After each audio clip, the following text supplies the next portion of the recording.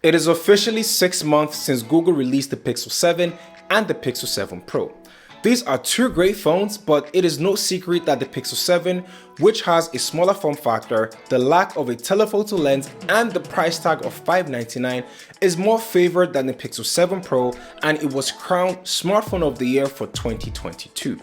However, while the Pixel 7 is great, there is still a lot to be desired, which leads me to ask this question: where exactly does Google go from here? The Pixel 7 is one of those phones that become part of you and your everyday life. It's almost like having a silent business partner in your pocket.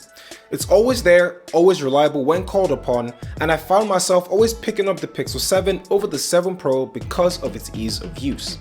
Now, while I do love the tall display and the curved screen, a smaller form factor will always be my go-to every single time. It is easier to just carry in my pocket. Now, while holding the phone, its sides have a good grip so you don't always feel like it's about to fall on the floor. Plus, a bonus is that the flat display is a better design choice. And speaking of displays, this one is pretty good. However, it still left a lot to be desired when compared to the 7 Pro. And don't get me wrong, if you're not really looking for issues with the display, you won't really find one, but for me, it could have been better. It is a 1080p OLED panel with a 90Hz display and just bright enough to see during the day. Now, summer really is on its way, so the brightness will come in handy when that time comes.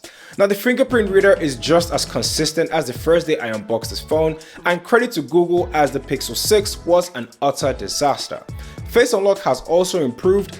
At the start, it barely works for me or recognized my face, especially in low light environments, but with the monthly updates that keep happening, they seem to have fixed it, so credit to where credit is due.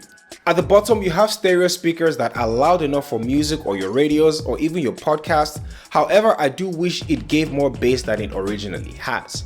And when it comes to the performance, like most phones in 2022 and 2023, it was not entirely free from bugs and the occasional glitches, but with software updates, most of this has been ironed out and you get a phone that runs smoothly. However, performance is great and RAM management works just as well. I can open apps and come back to them hours later and they're still there.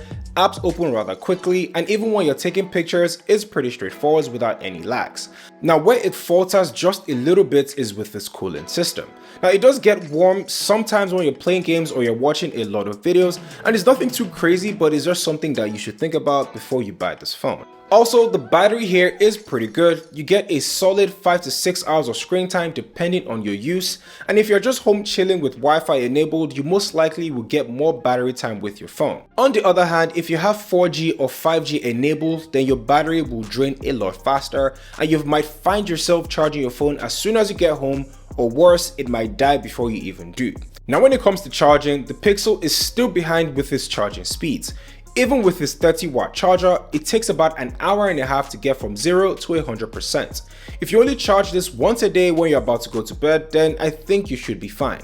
But if you're out on a late night and you need to quickly charge your phone, this might not be your best bet. Now, my wishlist for the Pixel 8 and the 8 Pro is that it comes with a 45-watt charger.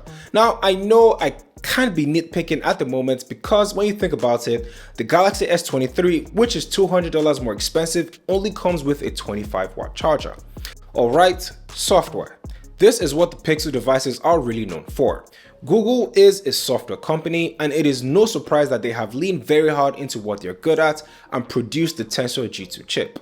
Now, don't get me wrong, this is just a Snapdragon 865, and this will not beat the likes of the iPhone 14 or even the iPhone 14 Pro or even the Galaxy S23 in terms of raw power, but the integration with Android 13 makes this one of the smoothest phones you can buy right now.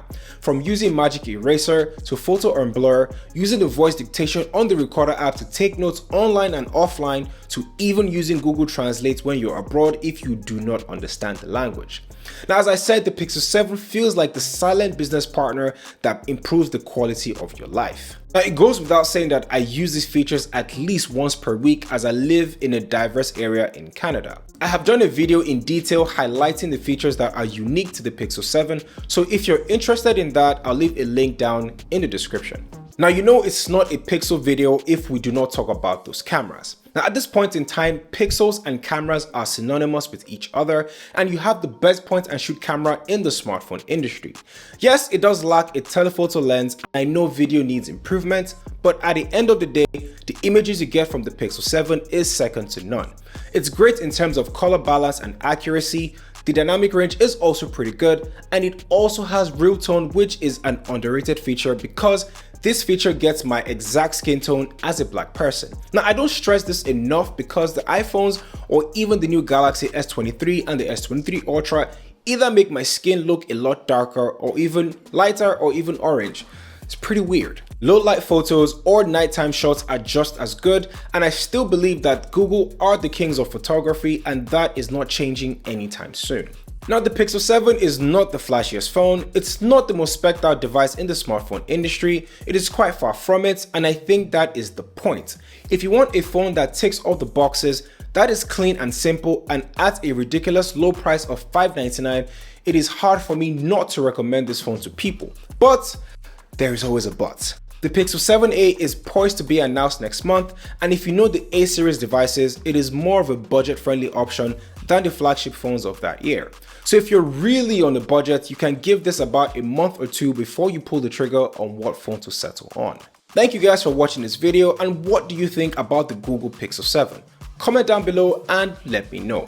Also, if you found any value from this video, click that like button and consider subscribing to the channel. I see 10K on the horizon. Anyway, my name is KJOS, and I will see you guys in the next one where I talk all things tech.